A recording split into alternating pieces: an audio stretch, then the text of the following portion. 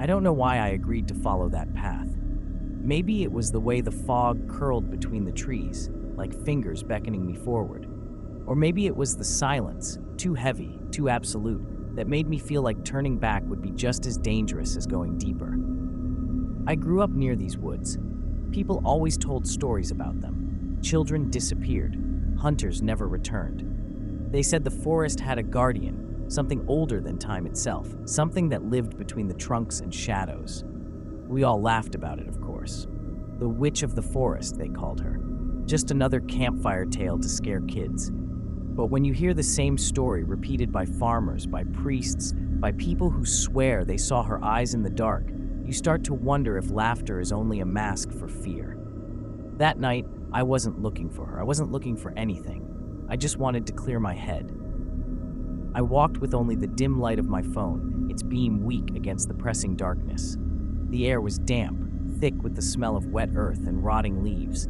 Each step sank slightly into the soil, releasing the scent of decay. I don't know when the silence began to change. At first, it was just the usual quiet of the woods. No wind, no crickets, no owls. But then I realized even my footsteps sounded muffled, swallowed by something. As if the forest itself didn't want me to be heard. That's when I felt it, the weight of eyes. I stopped, holding my breath, scanning the trees. My phone's light trembled with my hand. The shadows didn't move. But in the faint mist between the trunks, I thought I saw a shape, too tall, too thin, a figure that disappeared the moment I blinked. I told myself it was nothing, my imagination, the forest playing tricks, and I kept walking. The deeper I went, the colder the air became, clinging to my skin, sliding under my clothes like icy fingers. I wrapped my arms around myself, shivering, but it didn't help. The cold wasn't natural. It felt alive, intentional. Then came the whisper. It wasn't a voice exactly, more like a sigh, carried on a breath that should not have been there. I froze. It brushed against my ear, too close, though no one was behind me. My chest tightened, and for a moment, I couldn't breathe. Leave. Just one word, but it wasn't spoken in anger. It was almost hungry. I spun around, pointing my phone into the black, and that's when I saw them. Two pale lights, floating, unblinking. Eyes, glowing faintly in the dark, fixed directly on me. I couldn't move, couldn't scream. All I could do was stare back as the shadow between the trees began to shift and step forward. The figure moved slowly, as though it had all the time in the world, while I stood frozen in place. My phone's weak light caught her shape. Bony arms, too long, fingers curling like claws, hair hanging in tangled strings that blended with the shadows. But it was the face that held me prisoner. Hollow, sunken features twisted into something between a grin and a snarl, and those eyes, glowing, unblinking, burned into me with a hunger that made my skin crawl. I should have run, but my legs refused to obey. Every step she took seemed to drain the strength from my body, as though the forest itself had turned against me. The air thickened, pressing down on my chest, each breath shallow and ragged. "Leave," the voice came again, but this time not as a whisper. It was inside me, rattling in my skull, vibrating in my bones. I stumbled back, nearly dropping the phone, my hands slick with sweat. I don't remember choosing to run. One moment I was staring into her eyes, the next I was crashing blindly through the trees, branches clawing at my clothes and skin. The beam of light jerked wildly, catching glimpses of trunks, roots, and then nothing. Only darkness. Behind me, I heard it. The sound of steps. Not running, not rushing. Just steady, deliberate, like she knew I couldn't escape. The deeper I went, the more the forest twisted. Paths I had known since childhood bent in directions that made no sense.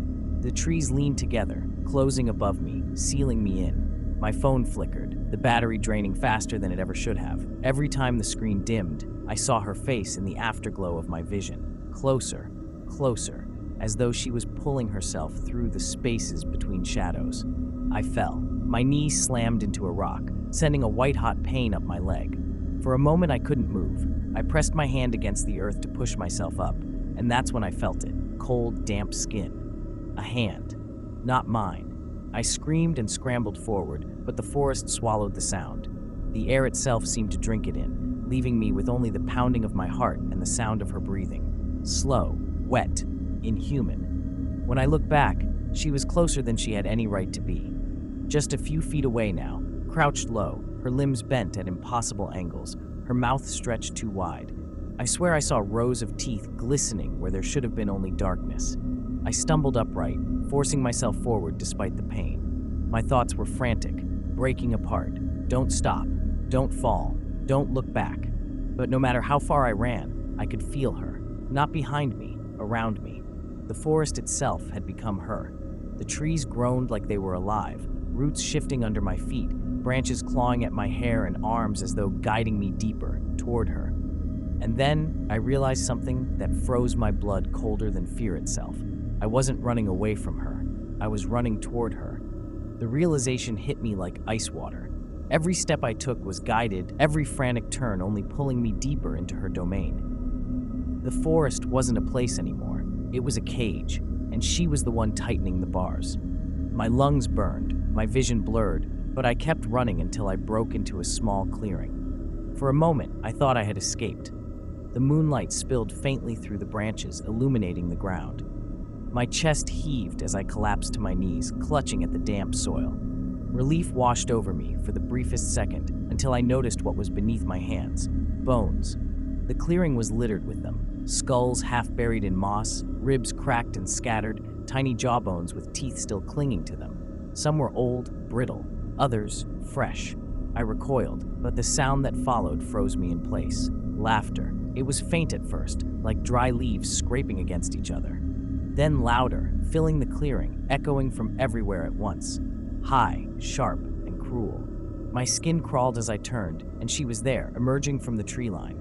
Her body twisted, limbs jerking like a puppet pulled by unseen strings. Her eyes locked onto me, glowing brighter now, her grin wide enough to split her face. I tried to stand, to run again, but my injured leg buckled beneath me. I fell back into the bones, their edges biting into my skin. She moved closer, each step deliberate, savoring the moment. "You were chosen," the voice whispered, not with her mouth, but inside my skull, rattling against my thoughts. "They all are." Images flashed in my mind, children wandering too far from the village, hunters straying off familiar paths, faces of the lost, all of them dragged here, swallowed by the forest, devoured by her hunger. And now, I was part of the story. Another name whispered around fires, another warning ignored. Her hand reached toward me. The fingers were impossibly long, nails sharp as glass, dripping with something dark and thick. I tried to scream, but no sound came out. My throat locked tight. My body refused to move. I could only watch as her shadow stretched over me, swallowing me whole. And then, everything stopped. The forest fell silent again. No laughter, no movement, nothing. I don't remember how I got out. I woke up at the edge of the woods, clothes torn, skin scratched, my phone shattered beside me. No one believed me when I told them what happened. They nodded politely, offered nervous smiles, told me it must have been a nightmare. But I know what I saw. I know what touched me, and when I close my eyes at night, I feel it still. The cold breath against my ear, the weight of those glowing eyes in the dark. She didn't kill me. Not yet. She's waiting. Subscribe to Horror Story Bar.